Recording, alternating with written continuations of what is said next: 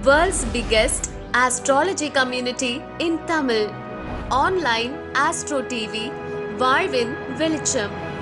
Online astro டிவியை கண்டு மகிழுங்கள். ராசிக்கு போலாம். சோ அடுத்து ஜென்ரலா பாத்தீங்கன்னா இந்த சிம்ம ராசியை வந்து என்ன சொல்லுவாங்க அப்படின்னா ஜென்ரலாவே ஒரு தாயுள்ளம் கொண்ட ராசின்னு சொல்லுவாங்க. சோ ஜென்ரலாவே சிம்ம ராசிக்காரங்க கோவம் அப்படிங்கிற மாதிரி நம்ம டெஸ்கிரைப் பண்ணுவோம். பட் ஆனா அவங்க கிட்ட இருக்கிற அந்த மதர்ஹுட் வந்து வேற எங்கேயுமே இருக்காது அப்படிங்கறத வந்து நான் உணர்ந்திருக்கேன். அதனால நான் சொல்றேன். சோ அப்படிப்பட்ட ஒரு ராசிக்கு நம்ம தர்மசாஸ்திரா ஜோதிட வித்யாலயிலேயே தாயுள்ளம் கொண்ட என்னோட ஸ்வீட் சிஸ்டர் சத்யா அவர்கள் தான் வந்து குரு பயிற்சி பலன்கள் சொல்ல வராங்க. வணக்கம் சத்யாக்கா, நீங்க சொல்லுங்க இந்த சிம்ம ராசிக்கு இந்த குரு பயிற்சி எப்படி இருக்கு? ஓம் முருகா. அனைவருக்கும் வணக்கம். எங்கள் குருநாதருக்கு வணக்கம். தைரியத்துக்கும் தன்னம்பிக்கும் பேர் போனவங்க சிம்ம ராசிக்காரர்கள். ஏன்னா அஷ்டம சனியால ரொம்ப கஷ்டப்பட்டுட்டு இருக்கிறாங்க. 7ல வந்து ராகு இருக்கிறாரு, சிம்மத்திலே கேது இருக்கிறாங்க. சாரே சொன்னாரு, எல்லாருமே வந்து ஒரு அளவுக்கு மார்க் தான். சிம்ம ராசி அப்படிங்கிறது பாஸ் மார்க் அப்படிங்கிறது டச் பண்ண கூட இல்லை. பட் எப்படி இந்த குரு பயிற்சி எப்படி சொல்றது, குரு பார்த்து கொஞ்சம் காப்பாத்தி விட்டுட்டாங்கப்பா அப்படிங்கிற மாதிரிதான் இருக்கும் இந்த குரு பயிற்சி. 12ஆம் இடத்துக்கு வராது குரு, அதாவது விரயஸ்தானத்துக்கு வராங்க. எல்லாத்துக்கும் கொஞ்சம் லாபத்தை கொடுத்தாலும் சிம்ம ராசிக்காரருக்கு அதிக விரயம் ஆகிறது. ஆனா இதுல ஒரு விஷயம்னா வெளிநாட்டு பயணம் வந்து போவாங்க. அந்த ஒரு விஷயம் மட்டும் பிளஸ்ஸா நம்ம எடுத்துக்கலாம். அவங்க ராசியிலே வந்து கேது இருக்கிறதுனால ஒரு ஆன்மீக சுற்றுலா போவாங்க அப்படின்னும் நம்ம சிறப்பா சொல்லலாம். மத்தபடி பாத்தீங்கன்னா 4ஆம் அதாவது 5ஆம் பார்வையா சிம்ம ராசியில இருந்து 4ஆம் இடத்தை பாக்குறாங்க, சுகஸ்தானத்தை பாக்குறாங்க. அவங்க தாயார் ஏதாச்சும் உடல்நிலை சரியில்லாம இருந்தாங்கன்னா கொஞ்சம் முன்னேற்றம் வந்து ஏற்படும்.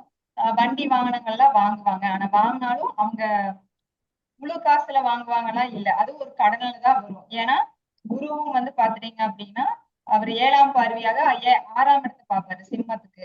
அப்ப வந்து பாத்தீங்கன்னா கடன் வந்து உங்களுக்கு அதிகமாக ஏற்படும். நோய் அப்படிங்கிறது கண்டிப்பா ஏற்படும். அவங்க ஹெல்த்தை வந்து ரொம்ப இம்பார்ட்டன்டா வந்து பாத்துக்கிறது ரொம்ப நல்லது. பிளஸ் இன்சூரன்ஸ் சம்பந்தமா அவங்க வந்து போட்டு வச்சுட்டாங்க அப்படின்னா இப்பயே, ஏன்னா ஹெல்த் இஷ்யூஸ் வருது அப்படின்னு நமக்கு தெரிஞ்சிருது.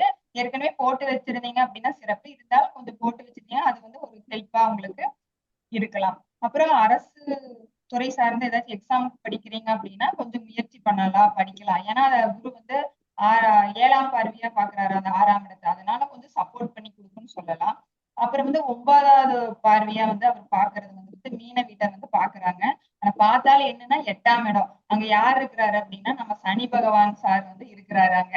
நம்மளை பாடா படுத்திட்டு இருக்கிறாரு. ரொம்ப கஷ்டப்பட்டு ராகு கேது சனி சுத்தி சுத்தி அடிக்கிறாங்க அப்படிங்கறது வந்து பாத்தீங்கன்னா சிம்ம ராசி தான் அடிச்சுட்டு இருக்காங்க. ரொம்ப கஷ்டப்பட்டுட்டு இருக்கிற ராசி பாத்தீங்கன்னா சிம்ம ராசி.